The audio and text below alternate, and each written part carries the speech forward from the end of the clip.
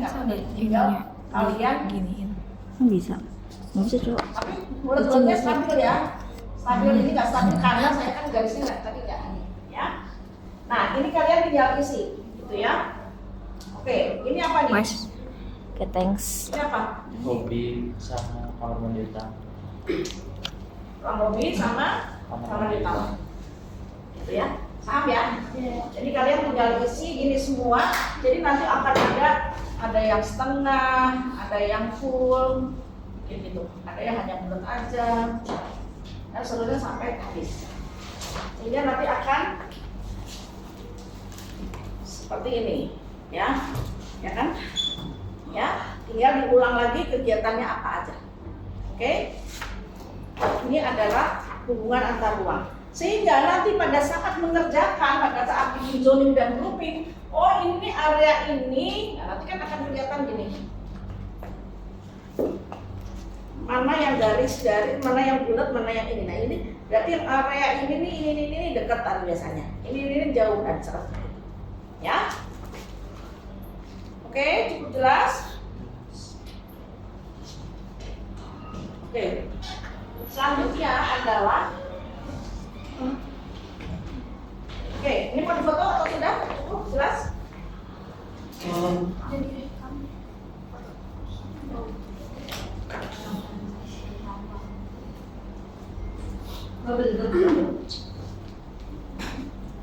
Oke, nah setelah itu kita akan masuk struktur organisasi ruang. Geser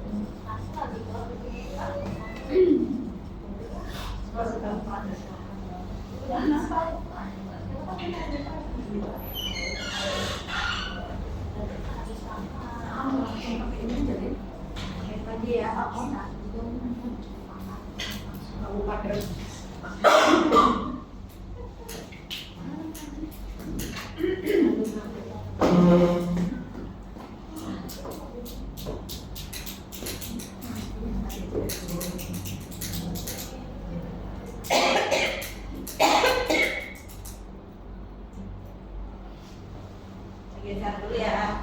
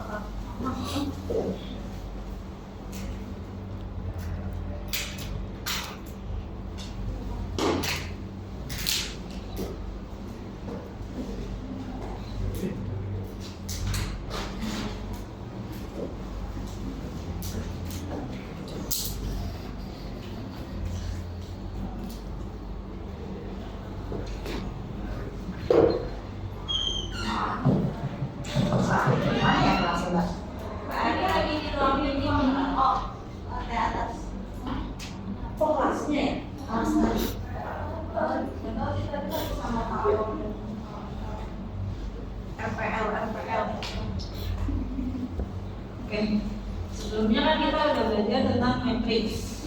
Nah, sekarang itu kita terkait dengan contoh organisasi antar ruang. Balik lagi ya, pokoknya kayak gini itu setiap anak pasti beda-beda.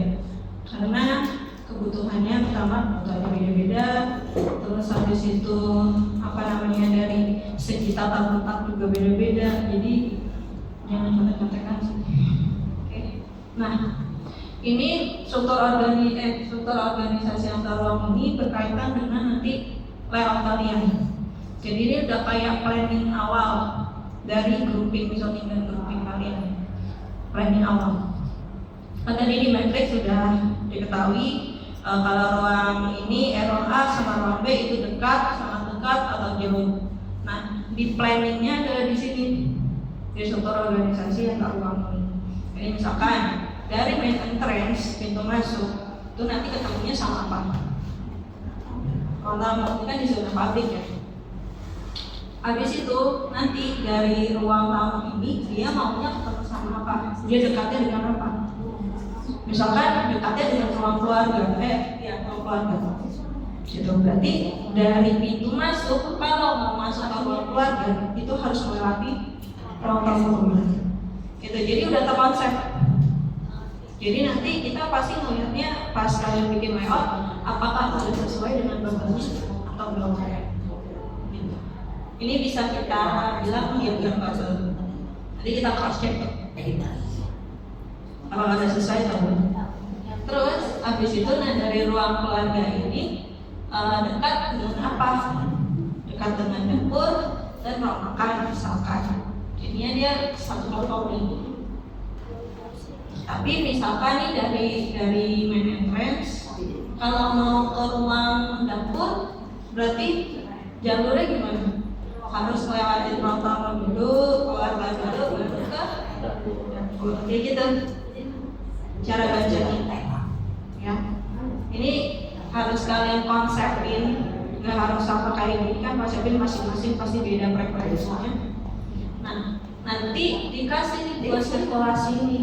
Sirkulasi yang pertama adalah sirkulasi pengguna rumahnya, penghuni rumah, sama yang merah ini adalah tamu. Iya, sama tamu. Jadi yang titik-titik merah ini tamu. Dia bisa akses kemana aja. Misalkan si anak satu suka bawa temannya ke kamarnya, itu pasti ada akses ke kayak gitu, dan dilanjutkan sampai ke private.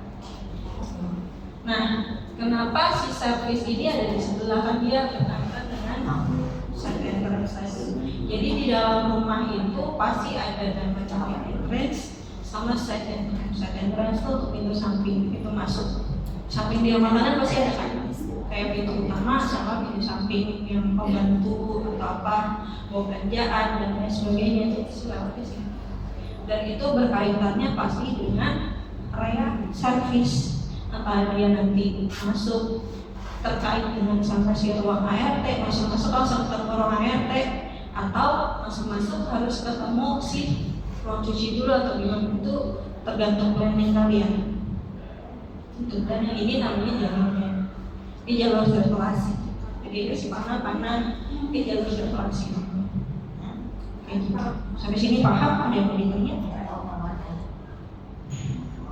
Kalau masih bingung?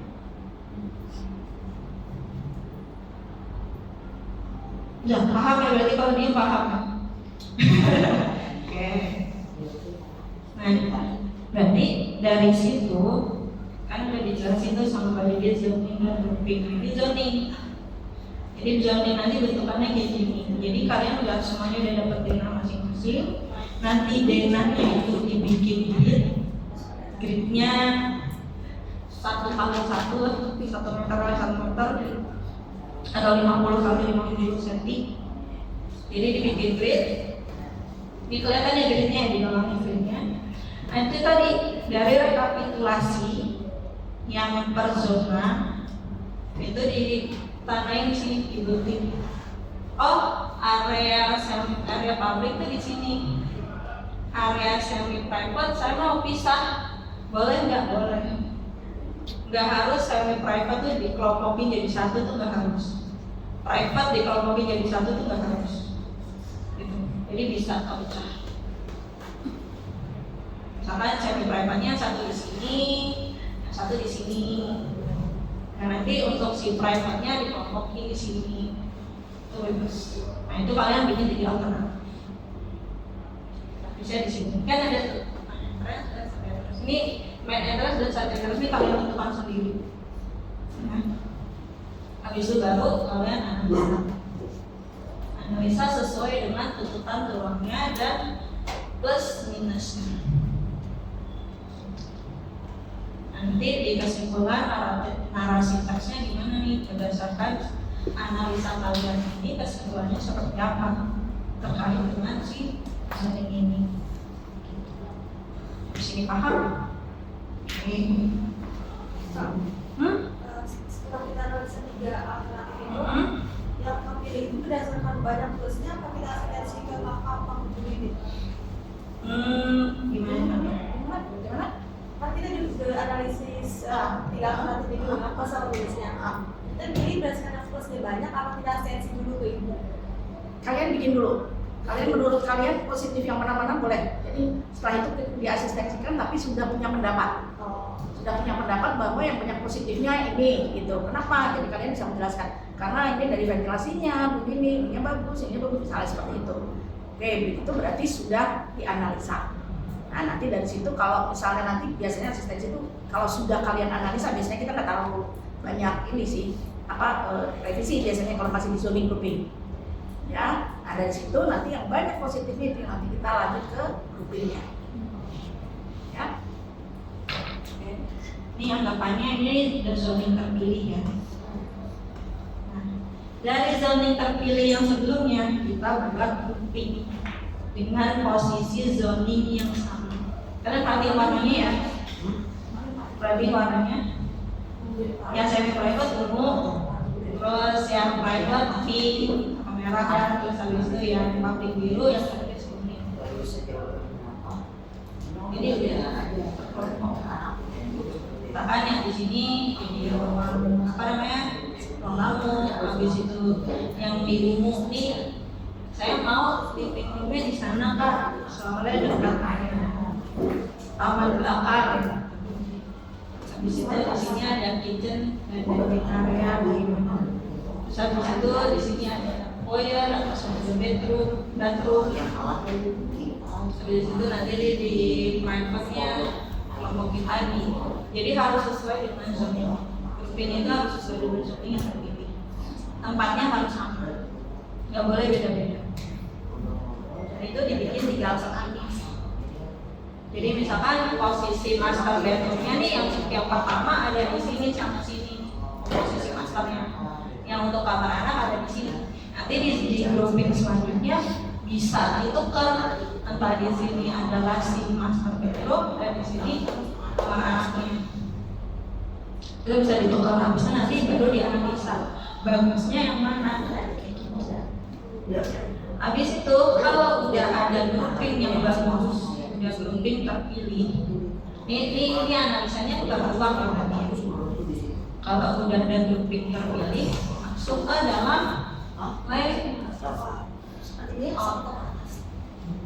layout yang sesuai dengan grouping terpilih.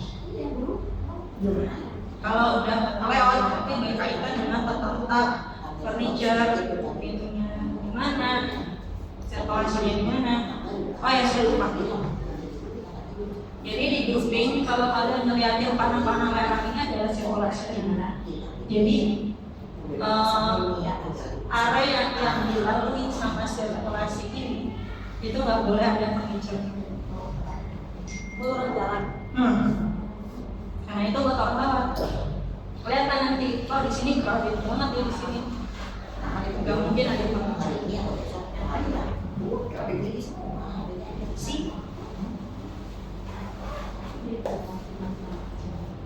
Itu bikin orang lewat dulu di mana?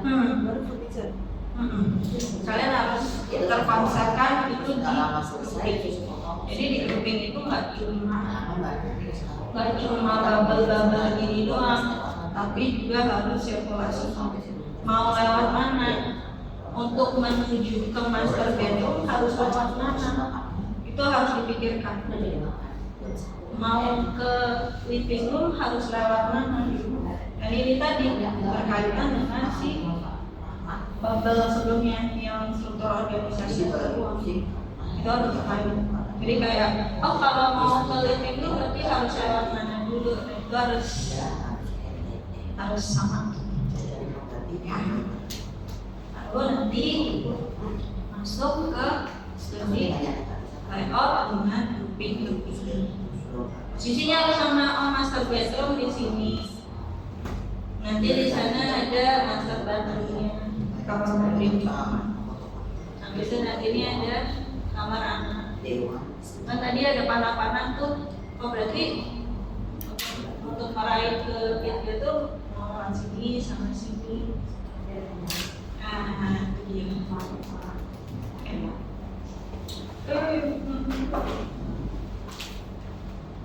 Itu sih jadinya yang ada panah sirkulasi ini dengan ada perbincangannya panah itu untuk sirkulasi.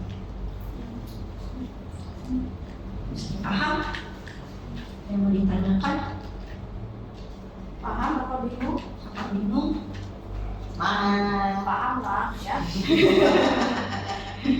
Nah, ini nggak bisa kalau nggak asistensi. Iya, asistensi. Kemarin baru saya ceramahin tugas Tosnable. Nggak asistensi, aku salah. Lagi ini merencana 6 SKS.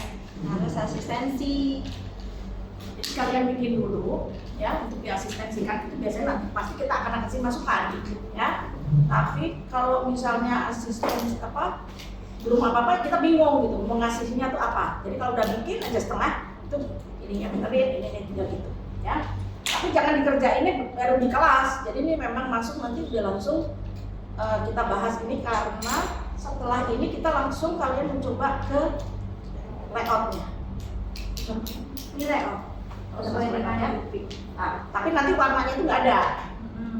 Warnanya sih nggak ada. Jadi nanti tinggal peletakan itu. Kalau peletakannya belum sempurna banget, belum ada tambahan nggak apa-apa. Oh mungkin lupa nakasnya atau lupa apanya nih nggak apa-apa. Agak kayaknya agak kosong ya. Nah kesempatan di situ pada saat asistensi ini bisa ditambahin di sini atau ini pindahin sedikit geser. Jadi ini nggak baku harus begini gitu. Geser-geser dikit masuk ke ini sih nggak masalah. Tapi kita udah tahu ngeplot kira-kira posisi-posisinya itu di mana dan sudah dianalisa kenapa ini di sini karena dia harus berkaitan dengan ini dan ini yang tadi proses tadi. Jelas ya? Oke. Nah, ujiannya nanti adalah seperti ini sampai di sini, layout sampai sini, ya. Tinggal warnain layout. Kan ini kalian nanti dengan adanya zone-zone itu kalian menentukan dindingnya di mana. Kan kalian kasih polos tuh, ya kan? Kasih polos sehingga nanti pada saat bikin zone dengan adanya ini, oh saya nanti akan bikin ini ruangannya seperti ini. Pintunya nanti di sini kan? Kalau ini kan udah ada nih pintunya, nih ada pintunya di sini, ada yang ya, ada yang pintu di sini, pintu di sini. Ini nanti kalian yang membuat, gitu, ya. Nah, itu, tapi pasti kita bantu karena ini masih tahap awal menuju ke sininya, ya. Nah, setelah ujian biasanya kita utak-atiknya di sini. Kemungkinan berubah total mungkin, nggak apa-apa. Karena yang penting kalian sudah dapat bayangan dulu, ya. Paham? Banyak nggak? Banyak, memang banyak. Makanya saya ini kalau kita nggak dipaksa ngerjain, takutnya kalian nanti sampai rumah nggak ngerti kerjainnya gimana, nah itu nanti yang menghambat. Ya kan kadang-kadang kan Bumi terus gimana nanya teman-teman juga kadang-kadang juga nggak tahu, kira-kira takutnya salah. Jadi kalian nanti dari sini, misalnya besok udah bikin apa, mau nanya di WA kirim kira-kira ini nggak masalah, kalian kirim aja. Jadi supaya bisa lanjut. Kalau WA saya misalnya suka nggak lama jawabnya, terus aja dikirim paling nggak, saya tadi ngirim WA bisa ingetin. Kadang-kadang soalnya saya tumpuk gitu ceritanya mau balas, pas dibuka balas terus kena apa lagi, ke distract akhirnya kayak ini, misalnya seperti itu, ya. Tapi nggak apa-apa, tanya aja dulu, jangan ragu-ragu karena kalian di sini kan memang tahap awal, jadi memang banyak pasti yang masih bingung, ya. Nah jadi ujiannya adalah sini, ini adalah kita setengah semester ini kita udah habis dan memang isinya itu segini. Habis itu kita hanya udah bergeraknya di sini aja. ini kita anggap konsepnya itu udah jadi. Nanti tinggal mau pengennya, saya pengen gayanya mau klasik nih, saya pengen minimalis, saya pengen Japandi, saya pengen ini, nah itu nanti lanjutannya. Tapi yang penting sekarang penataannya udah benar. Mengenai peletakan, diusahakan kan kalian biasanya dapat ada taman ya, di sini ada taman di atas, ya kan? Taman di situ, taman di situ, sama yang di depan. Nah, biasanya itu area-areanya itu kalau bisa mereka dapat pencahayaan, dapat udara, terutama yang kamar. Terutama yang kamar tidur itu sebaiknya dapat udara, dapat pencahayaan, dapat apa. Nah, yang dihindari adalah jangan bikin misalnya kamar mandi atau apa ngeblok di tengah. Sayang. Karena dia nanti udaranya kemana-mana, ininya baunya segala macam. Jadi biasanya dia ke pinggir yang pojok. Biasanya seperti itu, ya. Nah, juga biasanya juga misalnya untuk yang taman itu, oke, mungkin kamar tidurnya supaya mungkin nanti dikasih teras, dia bisa keluar dari situ, boleh. Ya, misalnya seperti itu, ya. Oke, cukup jelas, ya. Apa-apa sedikit pusing tapi nanti lama-lama oke kok. Karena ini sebetulnya udah kebayang misalnya di rumah tinggal kalian juga kan masuk ke ruang tengah, ke ruang tamu. Ini. Ruang tamu nggak terlalu besar nggak apa-apa. Atau misalnya saya ruang tamunya kayaknya disatuin sama ruang keluarga karena biasanya tamu nggak terlalu sering tamu-tamuan, malah keluarga langsung di ruang keluarga, boleh aja. Tapi misalnya ada ibu saya ini misalnya hobinya menjahit, jadi dia terima jahitan, terima ini sehingga saya butuh ruangan untuk ibunya misalnya terima untuk ukur dan segala, silakan. Ya, jadi itu disesuaikan dengan kebutuhan dari klien kalian. Jadi ini sepertinya proyeknya bukan untuk diri sendiri tapi klien kalian. Ya, oke, cukup jelas. Jadi kalian nanti lanjutkan akvasnya itu memang harus jadi. Ya, rekapitulasi terutama karena untuk masuk ke sini nggak bisa kalau rekapnya belum jadi. Ya, oke. Nah, nanti tinggal yang mungkin yang dibenerin adalah gambar-gambar dari human dimension tadi, antropometrinya, gitu ya, ukurannya segimana, nah itu. Cukup jelas kalau analisa Dena tadi ada. Analisa Dena seharusnya sih udah sebelum ini ya. Daripada analisa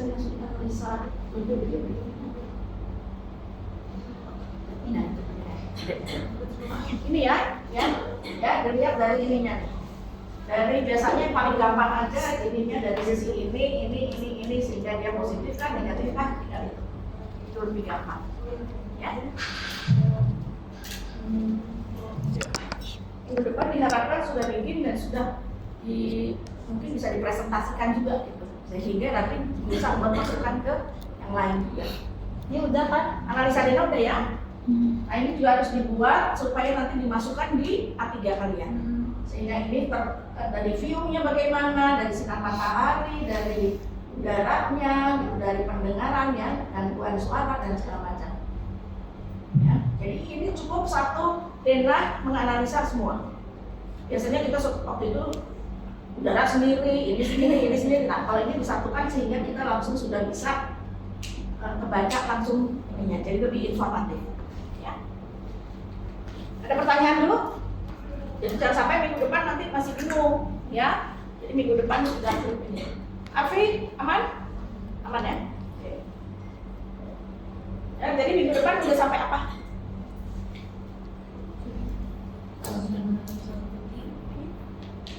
Zoning grouping, ya. Zoning grouping berarti tapi rekapitulasi harus selesai. Ya, rekapitulasi harus selesai. Diagram hubungan antar ruang, ya. Hubungan antar ruang tinggal dilihat ruangannya apa, kemudian dibikin bulat-bulatnya. Kemudian struktur organisasi ruang. Struktur organisasi ruang ini ya. Nah ini biasanya bulat-bulatnya ini kan tadi sudah dijelasin ya sama Kasirin ya, bulat-bulatnya ini terlihat dari ini bulatnya itu besar kecilnya lihat dari rekap. Kalau direkap misalnya ukurannya misalnya 2 meter persegi atau 3 meter persegi itu segini. Nah, si dapur misalnya 5 meter persegi agak gedean. Ruang tamu 10 meter persegi agak gede lagi. Ruang keluarga 15 meter persegi agak gede lagi gitu. Kira-kira aja. kira-kira. Tapi sudah ada gambaran, jangan sampai ruang keluarga sama kamar mandi nanti bulat-bulatnya sama semua gitu maksudnya. Tapi kita dari sini sudah bisa berbicara, oke, di sini yang paling besar adalah ruang keluarga. Ditaruhnya di tengah, karena dia bisa ke mana-mana, misalnya gitu. Kemudian ruang tidur utama, kenapa posisinya di belakang? Karena mungkin harus lebih sunyi, jangan gangguan dari ini, lebih private-nya dapet, gitu ya. Kemudian nanti di sini bisa digolongkan, boleh dikasih warna. Ini untuk area public itu adalah yang seperti ini.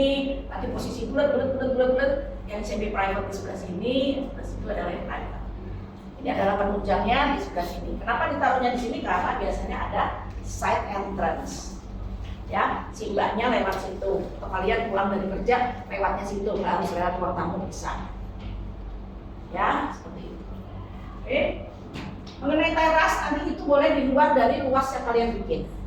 Teras itu bisa di teras di depan ruang tamu, bisa di daerah yang setelah yang ke taman. Itu boleh tambahan.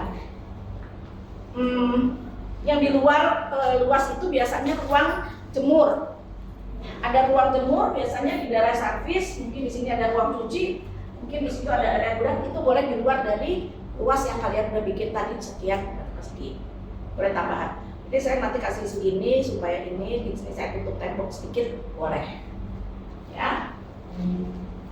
Oke, ada pertanyaan lagi. Nah, ini juga garis-garis ini, ya. Garis-garis ini mungkin nanti harus dikasih tambahan, dikasih link. Iya. Garis yang merah strip itu apa? Garis yang biru ini apa? Gitu, ya. Biasanya yang biru ini adalah penghuni. Ya, penghuni ya. Yang merah tamu. Kalau ada teman anak Bisa sampai situ. Jadi di luar orang penghuni utama. Ya, makanya tadi ada kamar mandi yang di luar. Kamar mandi yang di luar itu biasanya untuk kamar tidur anak 1 dan 2 tidak dikasih kamar mandi di dalam, cukup di luar. Jadi bisa gabung, bisa dipakai ganti-ganti. Dan kalau ada tamu yang mau ikut ke kamar mandi atau mau apa, bisa pakai yang itu, gitu ya. Oke, nah kalau misalnya ruang ART di sini, misalnya mbaknya datang pagi sampai sore, tapi kan dia nggak bisa, dia hanya berdiri aja, dia kan harus juga duduk istirahat, mungkin ada ruang setrika segala macam, itu bisa ditaruh di ruang ART ini. Tapi kalau ini mbaknya saya tidur situ ini ya, siapa yang tempat tidur, ruang tidur ukurannya minim nggak apa-apa, ukurannya minim nggak apa-apa. Ya, ada tempat tidur misalnya sama lemarinya gantung, misalnya itu boleh. Ya, asal mbaknya nggak tidur berdiri, ya kan? Oke, ada lagi pertanyaan? Kayaknya cukup jelas ya. Cukup jelas, jadi kalian sekarang tinggal melanjutkan yang tadi hafaz, kemudian sama rekapnya, ya rekapnya dibikin supaya kalian nanti di rumah bisa lanjut ke selanjutnya.